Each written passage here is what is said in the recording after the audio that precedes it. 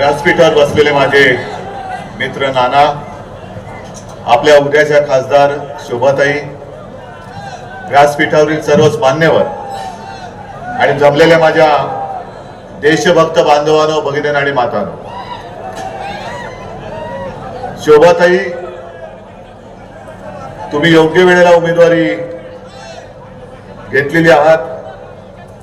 कारण आता 10 वर्ष ज्यांना निवडून दिलं होतं त्यांचा नाकर्तेपणा धुळेकरांनी पाहिलेला आहे. पाहिलं की नाही रे? जरा मोठ्याने बोला ना. काय ऊन तर तापलेलं आहे, पण तुम्ही तापलेत की नाही, गरम झालेत की नाही या सगळ्या अन्यायाविरुद्ध?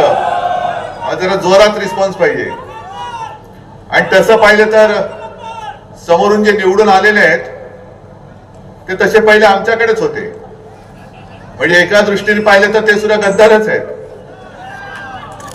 पण तेव्हा काय होतं नाना, तुम्हाला सांगतो, आपण लढत होतो एकमेकाशी आणि धुळे मतदारसंघ आम्ही दिला होता सोडून. त्यांच्याकडे उमेदवारच नाही. म्हणजे ज्या पक्षाकडे उमेदवार नव्हता त्यांनी माझ्या शिवसेनेतला उमेदवार त्यावेळेला घेतला होता आणि मग शिवसेनेच्या मदतीने 2 वेळा विजयी झाल्यानंतर त्यांना वाटायला लागलं धुळे हा त्यांची खाजगी मालमत्ता आहे. असं नाहीये. आज तो तमाम धुळेकर आणि शिवसेना प्रेमी हा शोभाताई तुम्हाला विजयी केल्याशिवाय राहणार नाही, हा शब्द मी इकडे तुम्हाला द्यायला आलेलो आहे. कारण आता किती, आता बस नाही, एकदा झाला, दोनदा झाला, आता थांब रे. किती वेळा तेच ते, आता बस झाला. महत्वाचा मुद्दा काय की आज तिकडे नगरमध्ये आपल्या पंतप्रधानांची सभा झाली आणि त्यांनी आपलं नेहमीप्रमाणे, आता एक तर काय झालेलं आहे, यांच्या सगळ्या भाजपावरती कोणी आई वडिलांनी संस्कार केलेत की नाही हा प्रश्न आता देशाला पडलाय. वेडावाकडं काही बोलतायत, म्हणजे अगदी खालच्या पातळीवरती जाऊन बोलतायत. हेच ते पंतप्रधान, मला लाज वाटते की गेल्या वेळेला त्यांच्यासाठी आम्ही मतं मागितली होती.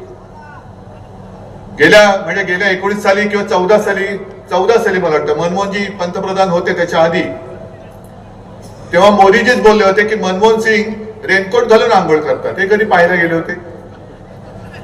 हे असं चोरून बघायची सवय जुनी आहे त्यांची, नवी काही नाहीये. पण त्याच्यानंतर आता पवार साहेबांनी बोलले भटकती आत्मा.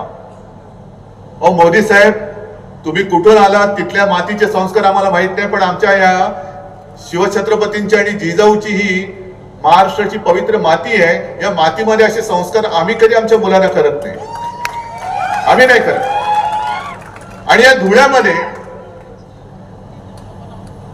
तुमच्याकडे पाणी वगैरे येतं का रे नीट?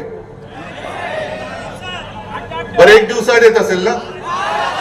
2 दिवसाआड, 3, 4, 5, 6, 7, 8. मग 8 दिवसानंतर तुम्हाला हे पाणी देतात. मग आता 5 वर्षानंतर आल्यानंतर यांना तुम्ही पाणी पाजणार आहात की नाही? यांना पराभव काय असतं त्याचं पाणी चाखवा जरा.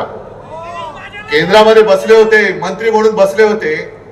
आज धुळ्याची पूर्ण धुळदाण झालेली आहे. मी जळगाव मधनं येताना हेलिकॉप्टरने आलो. म्हणजे मोदीजींच्या भाषेत मग हेलिकॉप्टर से बाय रोड आ गया, असं ते बोलले.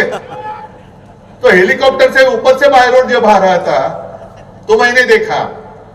संपूर्ण धुळं हे रखरखीत झालेलं आहे.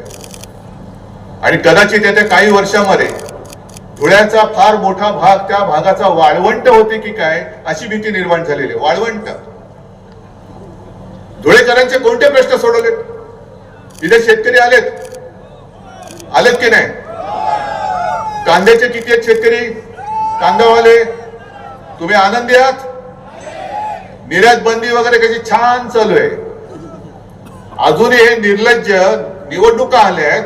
माझ्या महाराष्ट्रातल्या शेतकऱ्यांची कांद्याची निर्यात बंदी नाही उठवत. गुजरातच्या शेतकऱ्यांची कांदा निर्यात बंदी त्यांनी उठवून टाकली. का गुजरात आणि महाराष्ट्र याच्यामध्ये तुम्ही भेदभाव काय करता? महाराष्ट्राने मोदीजी तुम्हाला गेल्या 2 वेळेला 40 पेक्षा अधिक खासदार निवडून दिले होते म्हणून तुम्ही दिल्ली पाहिली होती. या वेळेला महाराष्ट्र तुम्हाला दिल्लीपर्यंत पोहोचू देणार नाही. माझी तर तुम्हाला सगळ्यांना विनंती आहे, दरवेळेला मला विचारतात, नाना तुम्हाला विचारत असतील काय काय होणार, काय होणार, कसलं काय होणार? हे तुमची महाविकास आघाडी किती जागा जिंकणार? म्हटलं आम्ही 48 लढवतो आणि 48 च्या 48 आम्ही जिंकणार. का नाही जिंकायची? मोदीजी आज तिकडे जे बोलले की 4 जूनला आमची एक्सपायरी डेट आहे.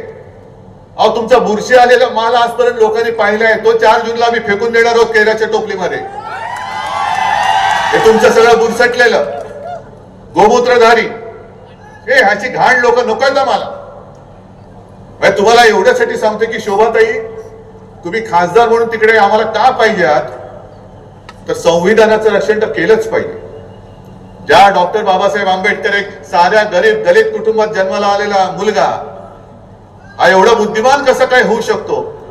आणि त्यांनी लिहिलेली घटना ही या बुरसटलेल्या गोमूत्रधाऱ्यांना आता ओझं व्हायला लागलेली आहे की अरे त्या दलित माणसांनी लिहिलेली घटना आम्ही काय म्हणून पाळायची? म्हणून यांना 400 पार खासदार करून की डॉक्टर बाबासाहेब आंबेडकर या महामानवाने लिहिलेली घटना ही यानं बदलून टाकायची.